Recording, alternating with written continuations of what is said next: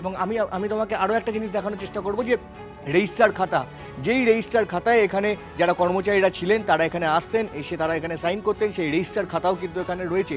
অর্থাৎ কিনা যে কর্মচারীরা এখানে কাজ করতেন গোডাউনে, সেই রেজিস্টার খাতাটা এখানে পড়ে রয়েছে। এবং আমি তোমাকে যদি দেখানোর চেষ্টা করি, আমি ক্যামেরা পার্সন সূর্যেন্দুকে বলবো এই ভেতরটা আসার জন্য, যে জায়গাটায় গোডাউনের একটা অংশ যেখানে কর্মচারীরা আসতেন এবং তারা এখানটা কিন্তু রেস্ট নিতেন, বিশ্রাম নিতেন, চৌকি পাতা আছে, সমস্ত বন্দোবস্ত করা আছে, সেই জায়গাটা তুমি দেখতে পাচ্ছ কি অবস্থা রয়েছে।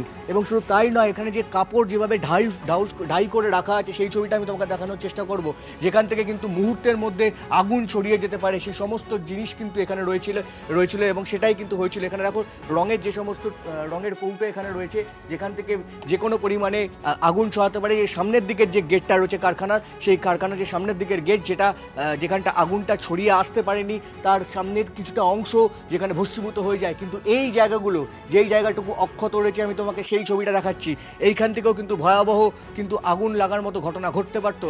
এবং কাপড়ের যে সমস্ত ঘর, দেখো লেখা আছে এখানে কাপড়ের ঘর, এবং এই কাপড়ের ঘরের ভেতরে এখানে কাপড় ঢাই করে রাখা আছে।